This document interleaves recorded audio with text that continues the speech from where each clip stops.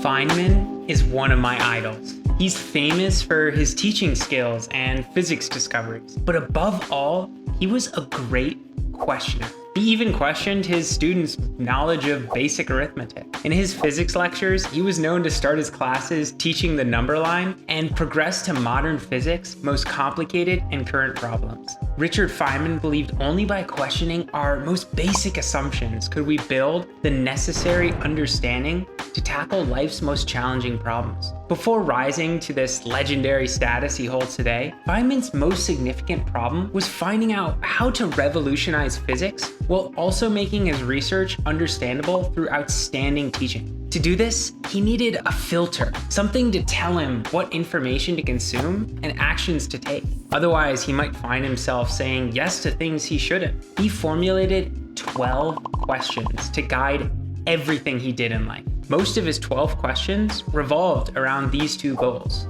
He once said, you have to keep a dozen of your favorite problems constantly present in your mind. Although by and large, they will lay in a dormant state, every time you hear a new trick or a new result, test it against each of your 12 problems to see whether it helps. Every once in a while, there will be a hit, and everyone will say, how did he do it? He must be a genius. This process is known as the Socratic Method. The Socratic Method holds questioning as a primary virtue. It's named after Socrates, who was famous for walking the streets of Athens and other Greek city-states, questioning random folks sitting outside. He would start with a question like, why do you look so gloomy?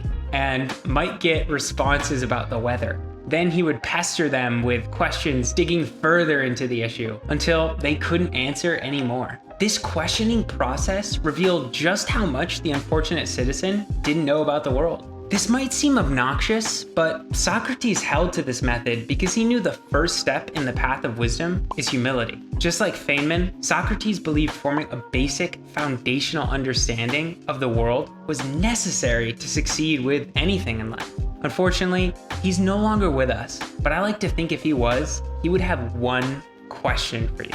What are your 12 favorite questions? There's nothing special about the number 12. 10 seems too little, 14 too much. 12 hits the sweet spot. I recommend you start by looking at your current information diet. Get out a notebook and answer these questions.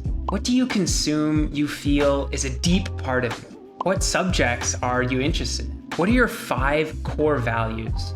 Could be honesty, gratefulness, humility, timeliness, discipline. What do you talk about with friends? What gets you up in the morning?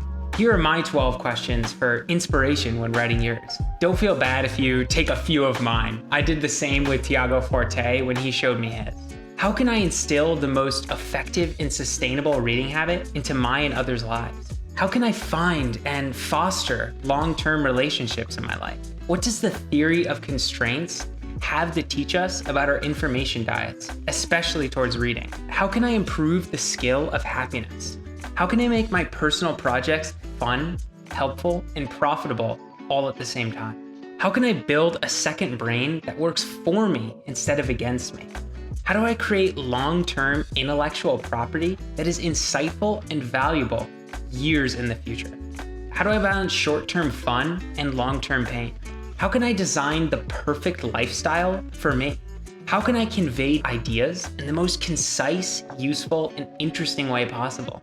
What can we do to make the internet work for us instead of against us? How can I balance time management with living in the present? Formulate your 12 questions. Don't be a perfectionist. Write anything that comes to mind. Remember, you can always come back and tweak your questions as your life changes. My questions change all the time. It's likely as you're reading this, they're slightly different than in this post. There may come a time when you feel satisfied with your answer to a question.